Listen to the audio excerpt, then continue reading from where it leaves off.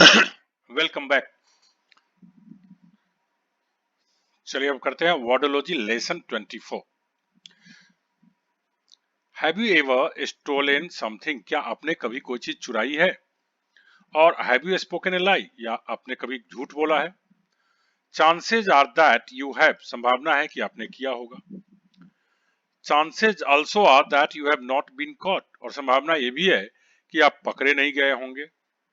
And it something with in you tells you, फिर भी आपके अंदर कोई चीज ऐसी है जो आपसे कहती है you have done something wrong, कि आपने कुछ गलत किया है। This inner voice is known as conscience, यही अंदर की जो आवाज है जो कहलाती है चेतना। तो कॉन्शियंस का मतलब हो गया चेतना। इन अदर वर्ड्स, दूसरे शब्दों में, conscience is an inner sense. Conscience, चेतना, एक आंतरिक समझ होती है। दैट इज कॉन्शस, जो सजग होता है। कॉन्शस मीन्स होता है सजग होना, जो सजग होता है। कॉन्शस का साइन होता है aware of the moral rightness. Moral मतलब होता है नैतिक, राइटनेस मतलब सही। तो नैतिक रूप से क्या सही है वह हमारी अंतर आत्मा को जो पता होता है वही कहलाता है कॉन्शियंस। और रॉन्गनेस, रॉन्गनेस मतलब गलत, of one's intentions. Intentions means इरादा। तो किसी व्यक्ति के आंतरिक इरादा सही है या गलत है, इस चीज की जो समझ होती है यही कहलाता है कॉन्शियंस, मतलब चेतना।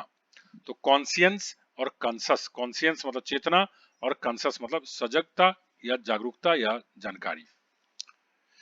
It makes one know whether one is doing right और रॉन्ग, यह एक आदमी को बताता है, इससे एक आदमी को पता चलता है कि वह जो कर रहा है वो सही कर रहा है या गलत।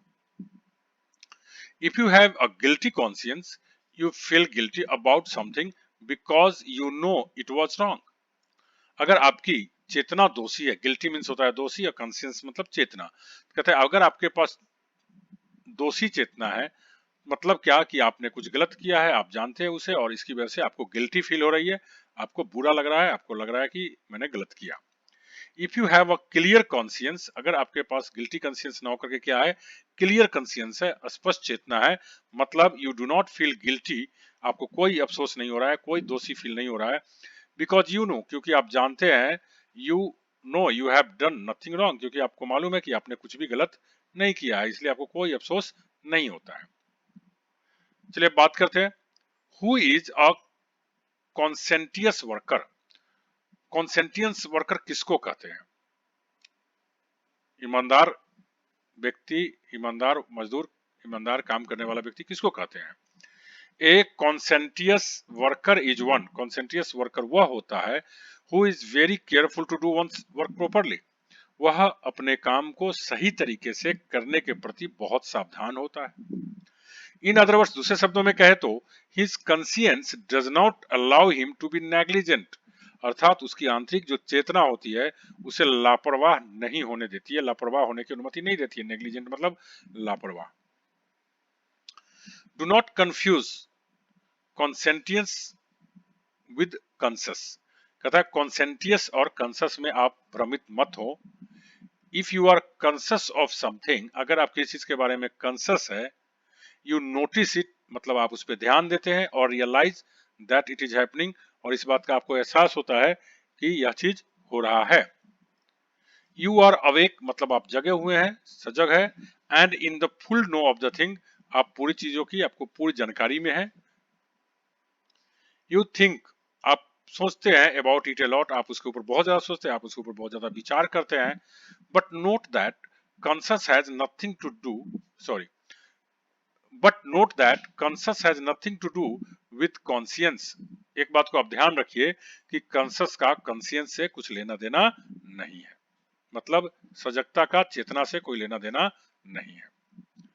Who is a prisoner of conscience, देखो प्रिजनर मतलब होता है कैदी, कॉन्शियंस, कॉन्शियंस मींस चेतना, तो चेतना के कैदी किसको कहते हैं? Prisoners of conscience are people, prisoners of conscience वैसे लोगों को कहते हैं who have been put into prison for their political or social beliefs or for breaking the law while protesting against a political or social system।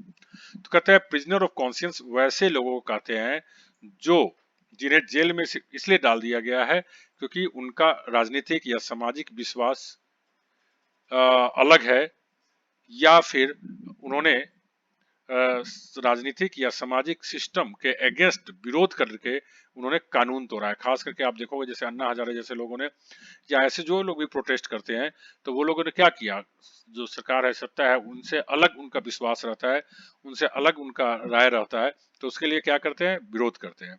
तो वैसे आंदोलन करने वाले लोगों को जब जेल में डाल दिया जाता है तो उन्हें कैदी नहीं कह करके क्या कहा जाता है, प्रिजनर ऑफ कॉन्सियंस। तो आपको ये समझ में आ गया होगा। Vikas Minar is a conspicuous high rise building. तो कंस्पिक्यूअस का मतलब होता है कि किसी वजह से, चाहे उसकी हाइट की वजह से, या हाइट बहुत कम होने की वजह से, या किसी भी खास वजह से उसकी अपनी पहचान हो जाना, जिसकी वजह से वो भीड़ से अलग समझ में आ जाए, उसकी पहचान करने में कोई दिक्कत नहीं हो। तो Vikas Minar is a conspicuous high rise building. Vikas Minar एकदम स्पष्ट रूप से पहचान में आने वाली ऊंची बिल्डिंग है। दैट इज अर्थात it can be easily seen, अर्थात इसे आसानी से देखा जा सकता है।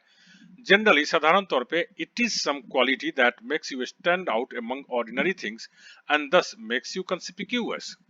साधारण तौर पे ऐसी कोई क्वालिटी जिसकी वजह से आप साधारण चीजों से अलग खड़ा हो जाते हैं, जिसकी वजह से आपको सब पहचान जाता है और आप क्या बन जाते हैं, कंस्पिक्यूअस, आपकी अलग पहचान बन जाती है।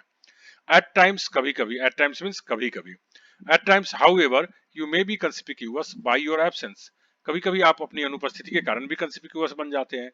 मतलब कि आप कहीं आना चाहिए, आप नहीं गए हैं, तो आपको सब लोग खोजने लग जाते हैं, जिसकी वजह से सबका ध्यान आप पे चला जाता है और आप कंस्पिक्यूअस बन जाते हैं।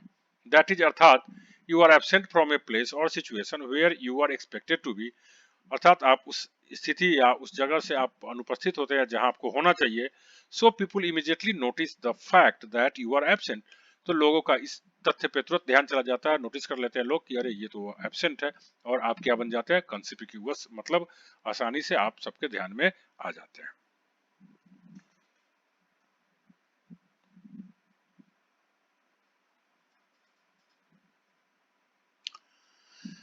The men are found guilty of conspiracy to murder. पुरुष लोग पाए गए थे हत्या के षड्यंत्र रचने में। कॉन्स्पिरेसी मतलब षड्यंत्र, टू मर्डर, मर्डर मतलब हत्या, हत्या के षड्यंत्र रचने के दोषी पाए गए थे मेन लोग। If two or more persons or groups conspire to do something illegal or harmful, अगर कोई दो व्यक्ति या दो समूह कोई गैर कानूनी या नुकसानदेह चीज करने के लिए षड्यंत्र रचते हैं, they make a secret agreement to do it, अर्थात वो गोपनीय तरीके से आपस में विचार करते हैं उसे करने का। दे कॉन्स्टेंटली, कॉन्स्टेंटली मतलब लगातार, बार बार करके, दे कॉन्स्टेंटली थॉट ऑफ वेज, उन लोगों ने लगातार उन रास्तों का सोचा, उस उपाय को सोचा, to get rid of him, कि उससे छुटकारा कैसे मिल जाए। To get rid of phrase है, टू गेट रीड ऑफ मतलब छुटकारा पाना। And murder was the only solution, और हत्या ही केवल एक समाधान थी। दैट विच इज कांस्टेंट, जो चीज कांस्टेंट होता है, हैपेंस ऑल द टाइम्स, वह लगातार होता रहता है, बार बार होता रहता है, और इज ऑलवेज देयर, और वह हमेशा वहां होता है। एक कांस्टेंट डज नॉट चेंज, कोई भी चीज जो कांस्टेंट होता है वो निरंतर होता है, उसमें कोई बदलाव नहीं होता है। Our research has been constant, हमारा जो अनुसंधान था वो कांस्टेंट हो गया। कांस्टेंट होने का मतलब होता है बाधित हो जाना। By lack of cash, lack of cash का मतलब हो गया कैश की कमी कारण, नकद की कमी कारण हमारा जो अनुसंधान था वो बाधित हो गया।